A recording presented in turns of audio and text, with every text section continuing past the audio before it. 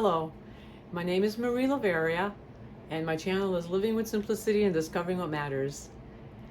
I had a 3 video in the last 3 weeks. I guess I do one pretty much every week on slowing the pace of life.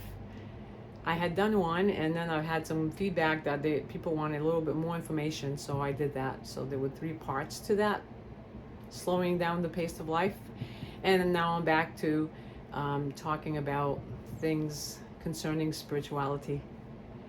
So I'll start with just saying that I was meditating a few days ago, and I was trying to find words that describes my spiritual journey and all that it entails. I wanted the words to be as accurate as possible in describing my experiences. Suddenly the words sacred and mystical came to me, and these 2 words felt comfortable and familiar for some reason. In this sharing, I will attempt to define and describe what these 2 words mean to me in describing my spirituality. And so I start with the sacred. After contemplating the meaning of the words sacred and mystical, I realized that my understanding is a process, and so I will share what I know today, and in the future I may feel differently, since one's journey is not finished until it is. For me, the word sacred means special, to be respected and honored. It can be a person or something. They have qualities that blesses those in their presence.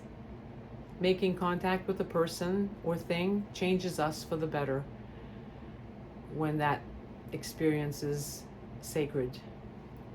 A few examples that I have is like a new baby being born, taking its first breath as a living human being.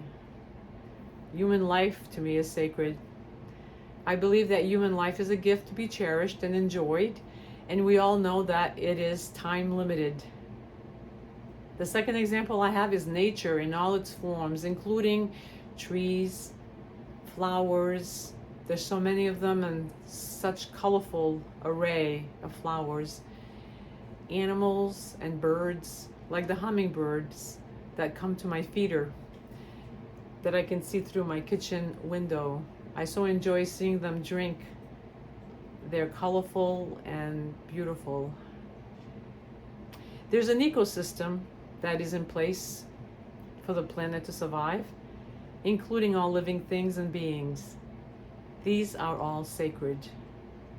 They are special and not to be taken for granted. The third example I have is artistic expressions in the hundreds of ways that people can create. These are all sacred in their own ways. Poetry, for example, can move people's emotions. Paintings created in multi-mediums, such as like oils, acrylics, watercolor, have an essence of sacredness as well as to the people who create them and the people who view them. The written power of words is also a sacred expression, especially when the information is positive and helpful to the readers. People can create through cooking, baking, gardening, sewing, designing clothing, and so many more ways. There are thousands of ways people can create. So our creative essence is extremely, large in availability and possibilities. I truly believe that creating is both a sacred action, and then the outcome is also sacred to those who experience it, who see it.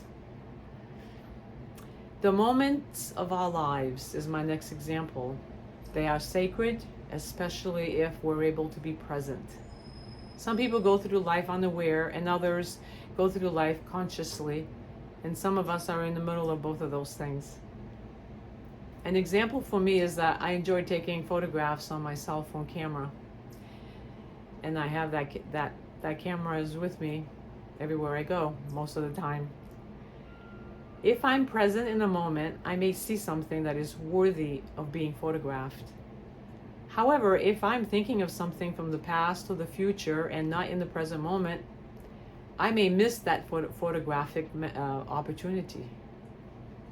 Also, if I'm not in the present moment, I may miss out on connecting to another person who has a sacred moment to share with me. The photograph I used in my sharing on my website today is an example of what I'm talking about. I was waiting for a ride at the corner of the parking lot, and there were 3 chipmunks on the fence post, and they were pretending to be statues. They didn't want me to see them, so they weren't moving. If I could see them breathing. And I only became aware of them because I was in the present moment. And it was a gift to me because I took a picture, and the picture is awfully cute. And that's what I mean by being in the present moment and having a sacred moment. I believe that kindness is my next example, is sacred. Kindness is sacred in our world. I plan to share a more complete description of what I believe kindness means at a later date. But today, I want to point out the importance of human beings showing kindness to other humans and other living things. Kindness is a form of tenderness towards another. It's a way of honoring a loved one or even a stranger. It comes in many forms, such as a smile, a kind word, opening a door for someone who has their hands full. The next example, I believe that we're all spiritual beings having a human experience. Therefore, I not only believe that our human life is sacred, but also our spirit being is sacred as well. Living our lives with the understanding that we have a spirit also that also needs care as we live our human lives. An example would be to take some quiet time to rejuvenate our spirit, to work on living life at a pace that allows us peace of mind and the ability to enjoy life, even while doing very simple things like a walk on the beach, in the woods or garden as often as we can, and other activities that causes us to kind of nurture our soul. In summary, the sacred is found in all the many beautiful things and people, including ourselves. There are many ways one can describe the sacred, and I hope my short reflection has allowed you to expand your understanding of what is sacred in your own life. Now, the next word that I brought up at the beginning of my presentation today is the mystical. I'll now attempt to describe or define what the mystical means to me.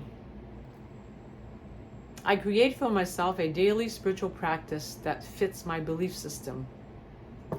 I did this formally in January of this year. Part of my practice is to connect with the divine, my word for God, my guardian angel, Jesus, Archangel Michael, and Archangel Raphael.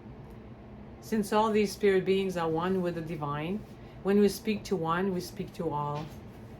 I ask for protection, clearing negative energy.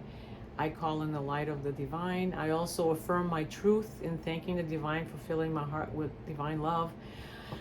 I do a short meditation, usually about 5 minutes, and then I open myself up to receive a golden nugget of wisdom from my guardian angel every day. I end with writing down the information of the wisdom received, and I add in there at least 3 things I'm grateful for in that moment in my journal. Writing it down makes it real, and we remember it better. I've been doing this practice every day since January 1st, 2026. Before that time, I would do the 5-minute meditation and the golden nugget of wisdom once or twice a week, here and there. When I remembered, when I had time, it was not a priority for me. I've noticed that I am experiencing a change in myself doing it every day. I feel the need to be more loving in my life, I also have been sensing little subtle bits of information or reminders that seem to come from my guardian angel. I'm more in tune to my guardian angel. Let me say a little bit about our guardian angels. If you have not heard me speak about them already, if you have, I apologize for repeating myself. We each have a guardian angel since we were in spirit form. And our guardian angel is just ours and always with us and loves us with the deepest kind of love that can never be, all the time. I refer to mine as he because energetically he feels masculine, but angels don't have a gender. When I was a young child and I was playing in my backyard at home, if my mother left the green window shade down in the early morning, I don't think they make those anymore, but they used to sell green window shades. If my mother left the green window shade down in the morning before I went, she would pull it up only after I had gone outside playing for a little while. I could see a young boy my age walking with me through the reflection. He was walking with me and listening to me.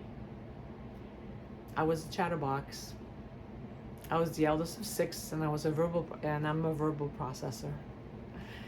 He always seemed interested in everything I said, and he felt very loving towards me.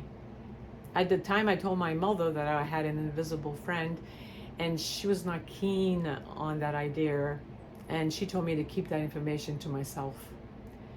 Today, I really believe that this young boy was my guardian angel, the same one I have now.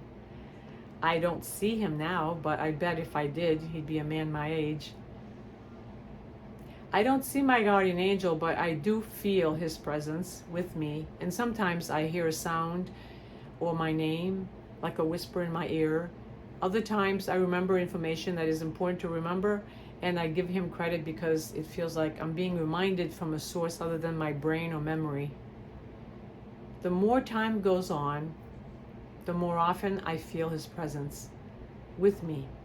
And for me, this is what I refer to as the mystical. Because the experience is not from the human plane. It feels more like the spiritual plane, otherwise known as a mystical experience. Since angels are an extension of the divine, our experience with our guardian angels is a connection to the divine or God. My definition of God, of the divine, is pure love. When I experience my guardian angel, it always feels like a touch of love upon me. For me, a mystical experience is a direct connection with divine love. It comes in different forms, but we know it when it comes to us. I hope this was helpful. Until next time.